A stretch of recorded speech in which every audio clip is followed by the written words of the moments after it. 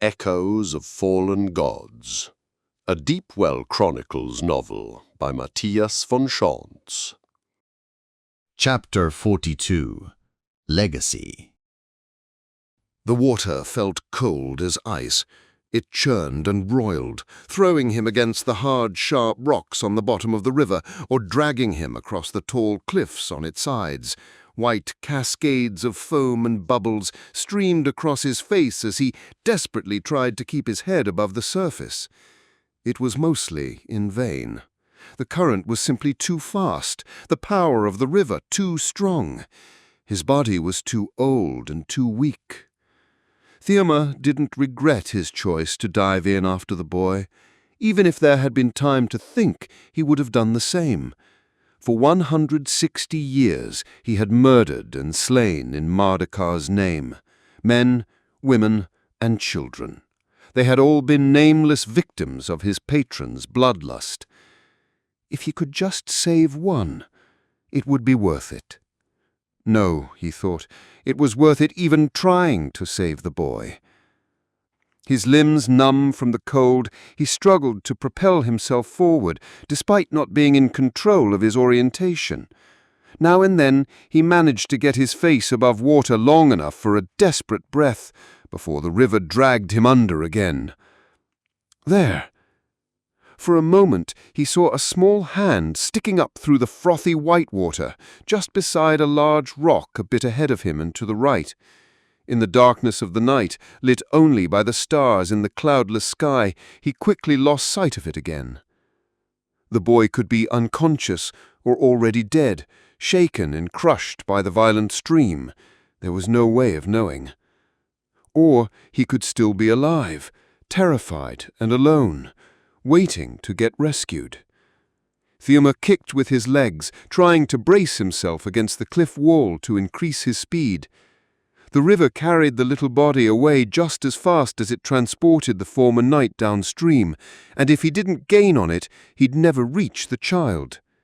Every second longer his rescue took was one more during which the boy's head might smash against a rock or his side be pierced by jagged floating debris. Then the eddies carried the child to the left, into a small pool of slower water behind a rocky outcrop. Theoma stayed to the right, keeping to the fast-flowing part of the river until he passed the rocks. Turning himself sideways, he fought hard against the current. But his legs slammed into the outcrop, the impact slowing him just enough to let him catch hold of a large boulder and divert his course into the calmer pool to his left. The pain was intense. For all he knew, one of his legs might have broken from the impact. It no longer moved like it should, and every time he tried to kick against the water with it, sharp spikes traveled up the tibia and made him wince in agony. When he eventually managed to get his head above water again, he saw the currents threatening to grab the young boy once more. With a final push from his lone working leg, Theoma propelled himself forward and grabbed the tiny body with his right arm, just before the river would have carried him away into the faster-flowing waters to their right. Holding on to the unconscious boy, he frantically tried to keep the child's battered head above the water. A wheezing sound to his right caught Theoma's attention. At first he thought it was the frothing of the river slushing against the rocks, but then the white tendrils crisscrossing the surface coalesced and rose out of the stream beside him, forming the semblance of a face that sneered at him. "Let the boy go, and we'll carry you to shore," the water spirit gurgled menacingly. But the temptations of the fallen had no sway over him any more. He no longer saw any beauty in their kind. "Leave," he ordered the evil spirit between strained breaths. "We both belong to the Word. You have nothing to gain here." Half expecting an argument from the lesser so-called God, he was surprised to see it simply vanish, melting back into the current below as though Theoma's words were final. But while the spirits inhabiting the stream had turned out to be less of a danger than he had initially assumed, the physical threat of the river still remained. With each passing second, the raging waters threatened to pull them both under. "Help us this night, word of heaven," Thema prayed in silence. 7 small words for the one who listened to his heart. For what felt like an eternity, but probably lasted less than half a minute, the two of them drifted downstream at the mercy of the torrents, Thema on his back and the boy held tight against his chest. Protecting the little body as best he could from the violent onslaught of the waters and the sharp rocks along the riverbed, he knew he had only minutes at most before his strength would fail and they both drowned, sinking to the bottom of the murky waters, lost and forgotten by the living.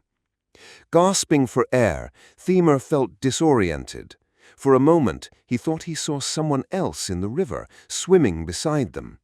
Not a water spirit, but someone looking like a man.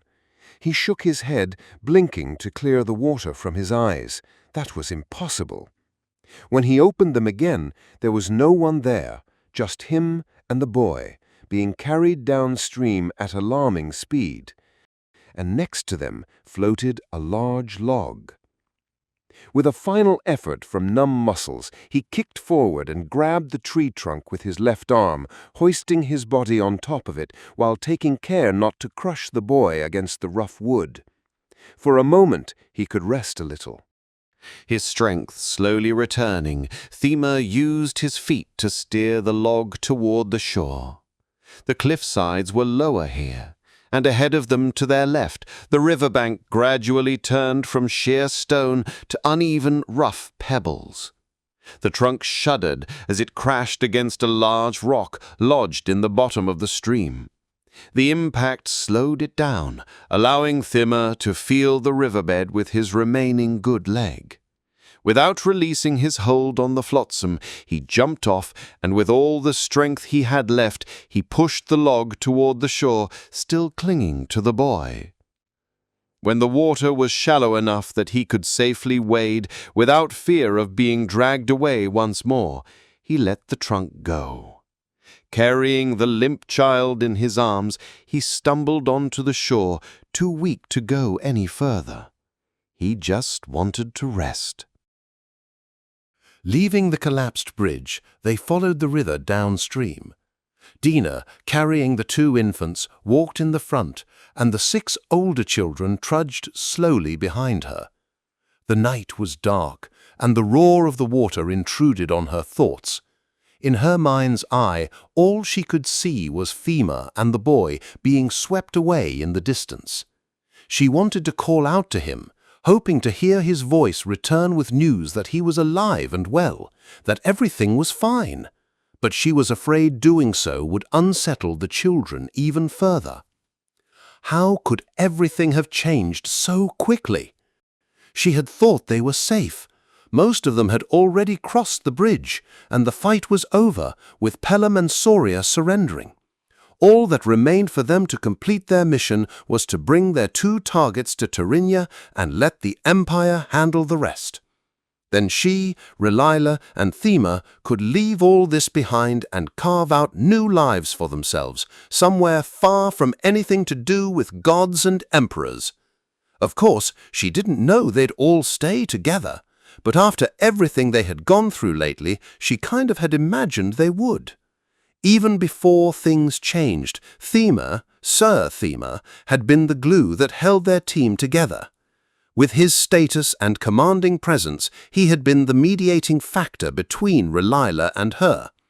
And afterwards, his understanding of them and willingness to protect them had made her heart embrace the old man.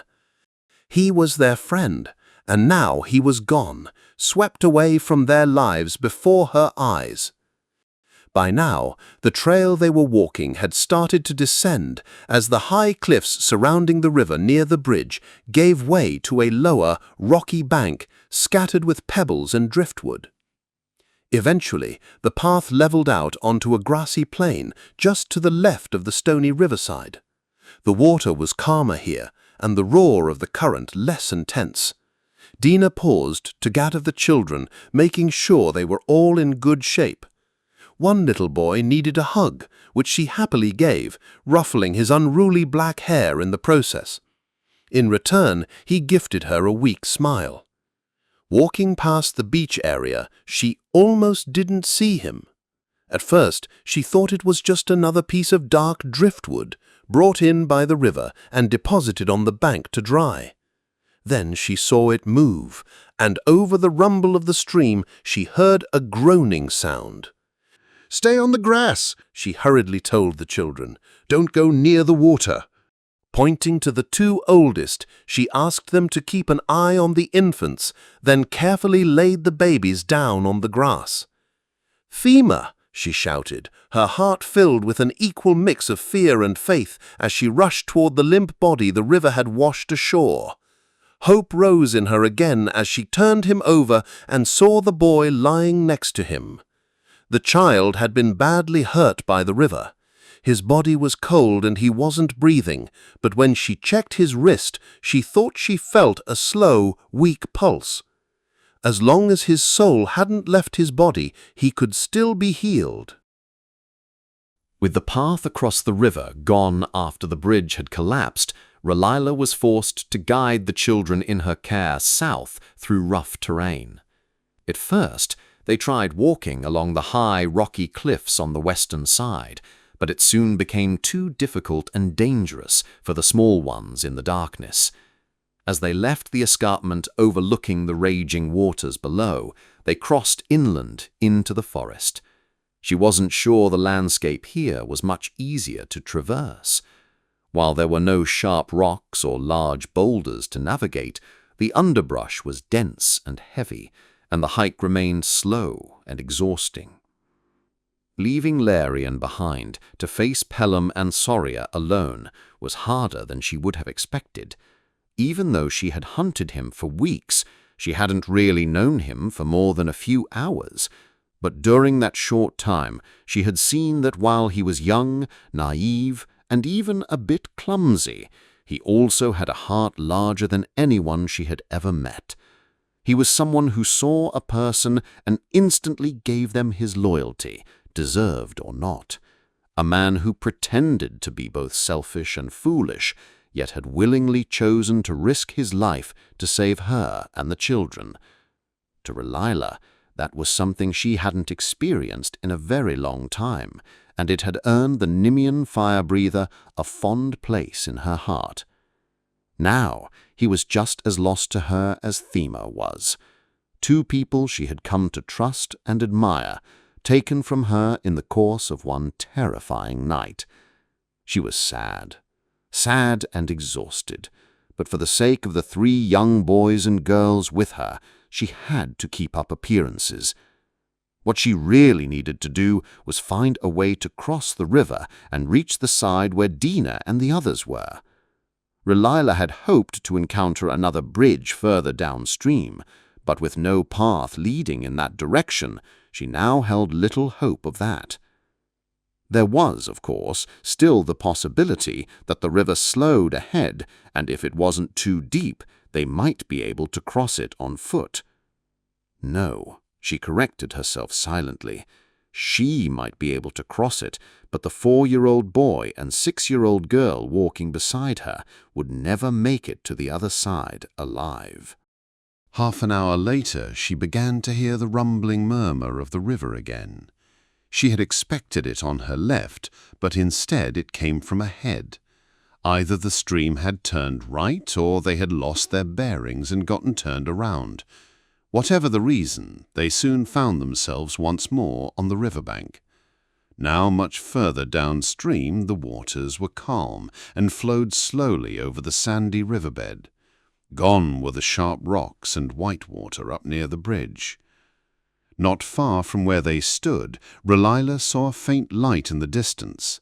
Asking the children to stay away from the water's edge, she brought them with her and walked toward what turned out to be a dirty oil lantern hanging high on a rough pole outside a small cabin next to the river. and in the shallow water before the building, an old fishing boat lay tied to a wooden dock. The fisherman and his wife were not exactly in the best of moods when she roused them, but once they saw the children and heard what had happened back in Graincell, they were more than happy to help. While the woman heated some leftover porridge for them, the husband readied the boat. It wasn't in good shape, Relila had to admit. She would never have dared to take it out onto the open sea. But here, on the slow portion of the river, the bank was never more than 20 men's lengths away, and in these calm waters she felt safe enough. After all, they had few other options.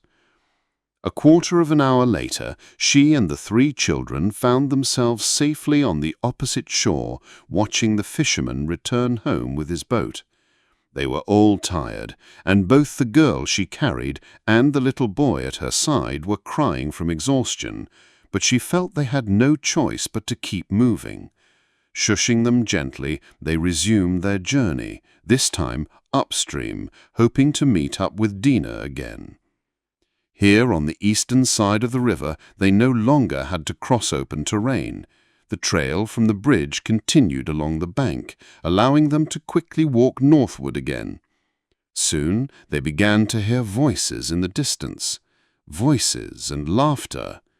Stepping out from the shadows of the night onto the beach, they found Dina sitting next to Taimur, tending to his broken leg. In the grass beside them, the other children were either sitting or sleeping, worn out from being awake most of the night. The sun would soon rise. Against all odds, every one of them was still alive. Warmed by the presence of her friends, Relila smiled. Despite everything, there was hope. With the word, there was always hope.